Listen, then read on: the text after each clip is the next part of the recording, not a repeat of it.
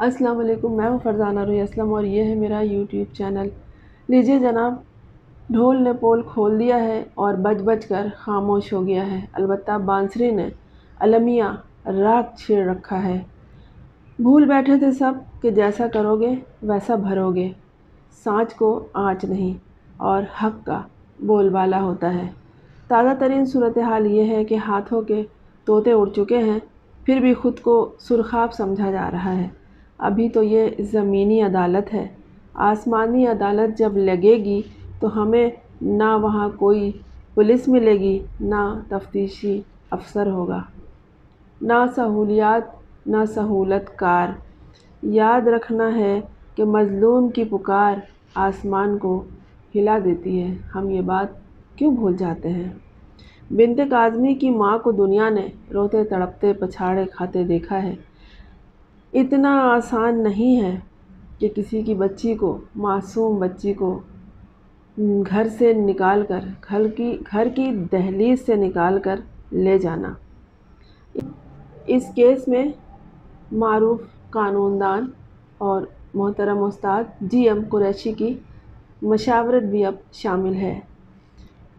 जो कानूनी नुकात कोर्ट में बयान किए गए हैं, उन्हें एक कानूनदान ही बेहतर अंदाज में बयान कर सकता है।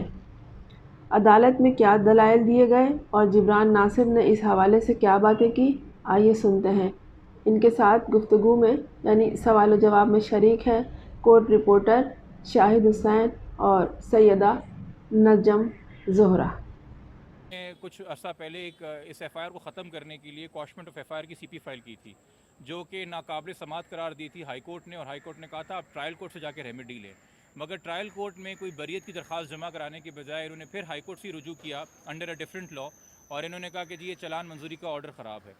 तो इसलिए जब हमने कल हाईलाइट किया जज साहब के सामने कि सर पहले ही हाई कोर्ट की डिविजनल बेंच को कह चुकी है कि आप अपनी रेमेडी ट्रायल कोर्ट के पास सीख करें, तो हाई कोर्ट ने कहा कि पहले हम ये 493 की मेंटेनेबिलिटी सुनेंगे कि क्या ये काबिल समात है भी कि नहीं, और फिर एमएलओ वाली बाद में सुनेंगे।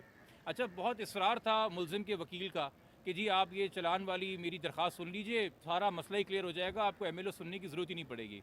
जिसमें बार बार कल हाई कोर्ट के जज साहब ने कहा था कि भाई फिर आप ये अंडरटेकिंग दे दें कि अगर आपकी चलान की दरख्वास्त डिसमिस हो गई तो आप एमएलओ प्रेस नहीं करेंगे। अच्छा, वो अंडरटेकिंग देने से भी कासिर रहे। खैर, लॉन्ग स्टोरी शॉर्ट, आज जब दलाइल हुए मेंटेनेबिलिटी के ऊपर, तो मुलजिम के वकील अदालत को कन्विंस नहीं कर सके कि कैसे ये दरख्वास्त काबिल समात है, कैसे जब उनके पास बरीयत की दरख्वास्त लगाने का एक ऑप्शन ट्रायल कोर्ट के पास है, एक ऑल्टरनेटिव रेमेडी का ऑप्शन है, तो वो क्या 561A के अंदर हाई कोर्ट की इनहेरेंट जुरिसडिक्शन को इन्वोक कर सकते हैं कि नहीं।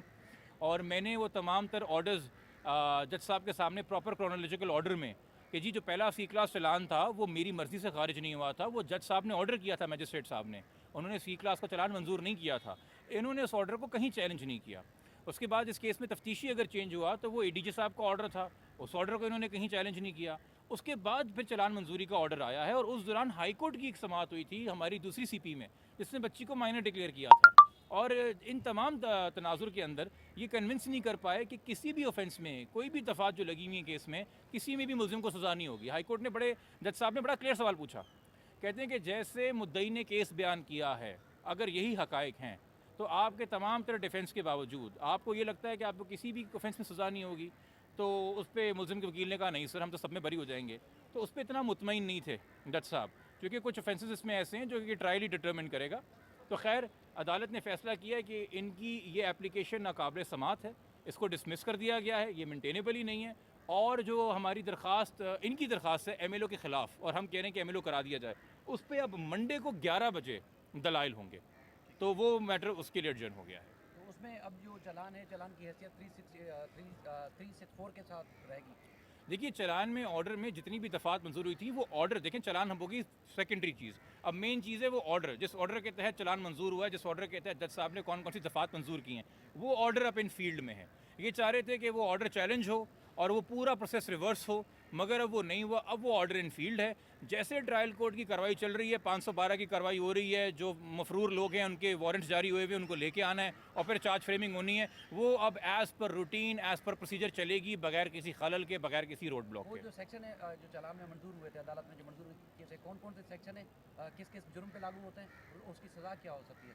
देखिए 363 है जिसमें 7 साल सज़ा है, 364 है जिसमें 14 साल सज़ा है, 368 में वही सज़ा होती है जो कि प्राइमरी किडनैपर को मिलती है। तो अगर प्राइमरी किडनैपर को 7 साल 363 में होगी तो जो उसके साथी हैं 368 में उनको भी 7 साल होगी, और अगर प्राइमरी किडनैपर को ज़हीर शबीर को 14 साल 364 में होती है तो उसके बाकी सारे हवारियों को भी जो है 368 के अंदर 14 साल की सज़ा होगी।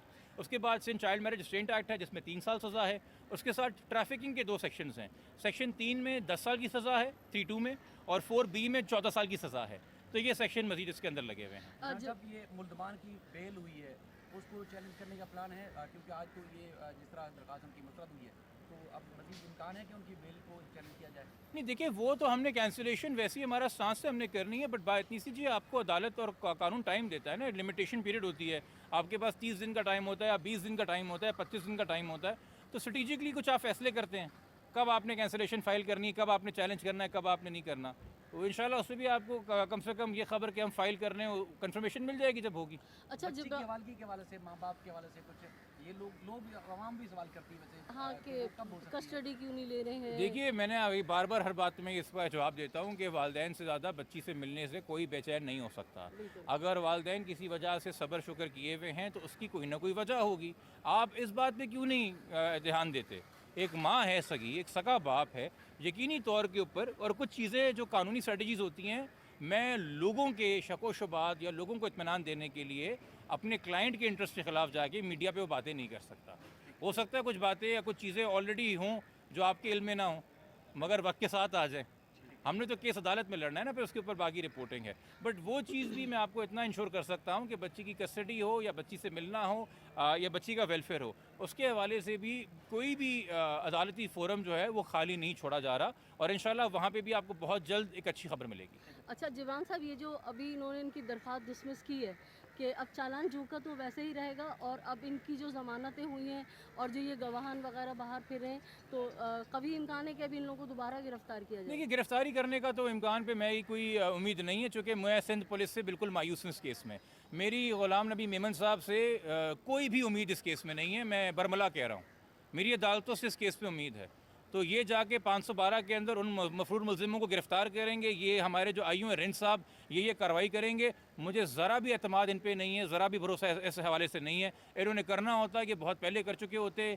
इन मफरूर मुल्ज़िमों में से कई सारे मुल्ज़िम ऐसे हैं जो इसी सिंध पुलिस की हरकतों की वजह से रिमांड स्टेज के ऊपर डिस्चार्ज हुए थे, उनको फारिग कर दिया था। आज आप कह रहे हैं वो मफरूर है। इसी सूबे का IG कह रहा था इस केस को दफन करते हैं, इसमें बात करने को कुछ नहीं रहा है। आज अदालतें कह रही हैं कि केस चलेगा, चलान का ऑर्डर सही मंजूर हुआ है। कि तमाम जो ऑर्डर्स आते हैं ये याद दिलाते हैं सिंध पुलिस को उनकी खामियां, उनकी गलतियां, उनकी कोताहियां, उनकी लापरवाहियां, उनकी जल्दबाजी, उनकी उजलत पसंदी, उनकी गफलत जो उन्होंने इस केस में बरती है, वो बदनीति की वजह से हो या वो गफलत की वजह से हो। बट ये तमाम ऑर्डर्स बार बार याद दिला रहे हैं। तो मेरी जी उम्मीद नहीं है, कल को हो सकता है कि कोर्ट इनको इश्तिहारी डिक्लेयर कर दे और उन मफरूर लोगों के एसेट्स फ्रीज कर दे, तो शायद वो अदालत आ जाएँ।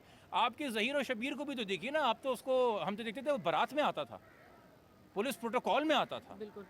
वो उसको प्रोटेक्ट करने के लिए थी, वो उसको वो करने के लिए थी। तो वो तो अपनी मर्जी से जो 2 बार बगैर बेल के आया है तो उसको छोड़ के भी आई है पुलिस।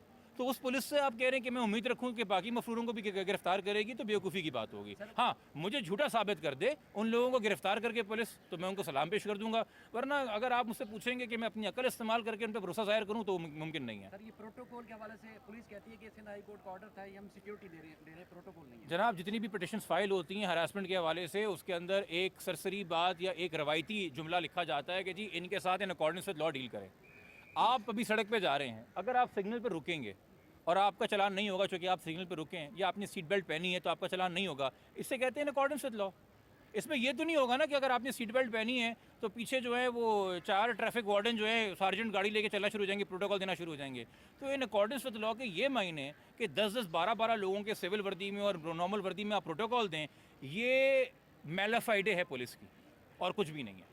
अच्छा जिब्रान साहब, एक आखिरी सवाल कि जिस तरह से इन्होंने इसको चालान को चैलेंज किया था, उसकी वजह से जो है MLO रुक गया था, तो अब भी क्या ज़रूरत नहीं है? जी प्लीज़ इसके देखें बाद- इसके देखें बाद देखें अब मेरी भी- एक शिकायत होती है, ये देखें मेरी एक शिकायत है, फिर मुझे करने का मौका दीजिएगा।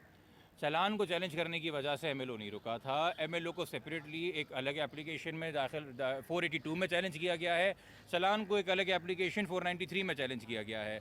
493 आज डिसमिस हो गई है, 482 के ऊपर मंडे को समाप्त होगी। ये दो अलग अलग बातें हैं। एक है कि जी ये मखसूस एविडेंस ज़रूरी है कि नहीं है इन्वेस्टिगेशन के लिए। एक केस है कि क्या पूरा केस ही फ्लॉड है कि नहीं है। हो सकता है हाईकोर्ट कहे कि जी पूरा केस फ्लॉड है, मगर एमएलओ के हवाले से कहते हैं कि एविडेंस ज़रूरी नहीं है। मैं तो नहीं होता ना 3 दिन पहले मंडे से पहले हाईकोर्ट के फैसले आपको पढ़ के सुनाऊँ, वो तो जज साहब सुनेंगे और फिर राय कायम करेंगे। बट वो उनका एक अलग ग्राउंड है, वो अलग चीज़ आर्ग्यू होगी। अच्छा। ठीक है जी, बहुत शुक्रिया।